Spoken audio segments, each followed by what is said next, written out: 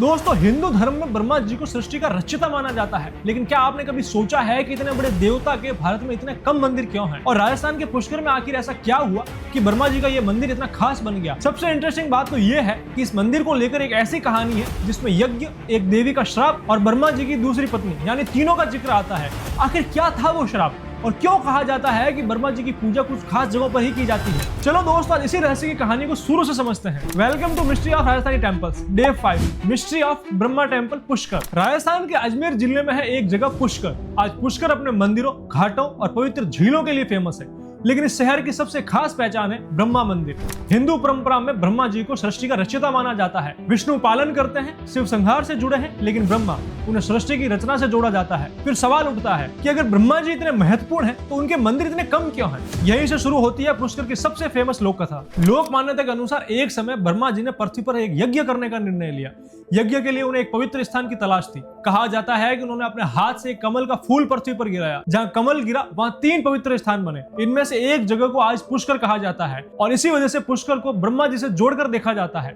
लेकिन दोस्तों, कहानी में असली ट्विस्ट अभी बाकी है। कहा जाता है कि ब्रह्मा जी ने पुष्कर में यज्ञ करने का फैसला लिया, लेकिन यज्ञ के लिए उनकी पत्नी सावित्री का वहां होना जरूरी था। यज्ञ का शुभ समय निकला जा रहा था, लेकिन सावित्री वहां समय पर नहीं पहुंच पाई। अब यज्ञ को समय पर शुरू करना जरूरी था, तो लोक कथा के अनुसार ब्रह्मा जी ने गायत्री नाम की एक महिला से विवाह किया और उनके साथ यज्ञ पूरा किया। जब सावित्री वहां पहुंची तो उन्होंने ब्रह्मा जी को गायत्री के साथ देखा और फिर वो नाराज हो गई। लोक मान्यता के अनुसार सावित्री ने ब्रह्मा जी को ये श्राप दिया कि पृथ्वी पर तुम्हारी पूजा बहुत कम स्थानों पर होगी। यही वजह बताई जाती है कि भारत में ब्रह्मा जी के मंदिर बाकी प्रमुख देवी देवताओं की तुलना में बहुत कम है और पुष्कर इसे इस श्राप का एक बड़ा एक्सपेक्शन माना जाता है, क्योंकि अब ब्रह्मा जी का मंदिर आज भी मौजूद है और उनकी पूजा की जाती है। लेकिन दोस्तों, क्या सच में यही वजह है कि ब्रह्मा जी के मंदिर कम है, या हमें थोड़ा केयरफुल होना पड़ेगा? ब्रह्मा जी के कम मंदिर होने की वजह सिर्फ सावित्री के श्राप को मानना हिस्टोरिकल फैक्ट नहीं है। ये एक रिलीजियस लीजेंड है जो सदियों से अलग अलग परंपराओं में सुनाई जाती रही है। इतिहास और धार्मिक परंपराओं में ब्रह्मा जी की पूजा के कम होने के पीछे कई अलग अलग एक्सप्लेनेशन मिलते हैं, लेकिन पुष्कर का ब्रह्मा मंदिर वास्तव में एक इंपॉर्टेंट हिस्टोरिकल रिलीजन साइट है। इस मंदिर की करंट स्ट्रक्चर को लेकर भी अलग अलग हिस्टोरिकल अकाउंट्स मिलते हैं और मंदिर का वर्तमान स्वरूप काफी बाद की अवधि में विकसित हुआ। यानी श्राप की कहानी आस्था का हिस्सा है, लेकिन मंदिर का इतिहास उससे कई ज्यादा कॉम्प्लेक्स है। पुष्कर में ब्रह्मा मंदिर में ब्रह्मा जी की 4 मुखी वाली प्रतिमा की पूजा की जाती है। मंदिर में उनकी पत्नी सावित्री और गायत्री से जुड़ी धार्मिक परंपराएं भी दिखाई देती है और पुष्कर झील के आसपास बने घाटों की वजह से पूरा शहर एक बड़ा पिलग्रिमेज सेंटर बन चुका है। हर साल बड़ी संख्या में यहाँ भक्त और टूरिस्ट पुष्कर आते हैं। खासकर पुष्कर फेयर के दौरान यहाँ का माहौल बिल्कुल अलग दिखाई देता है।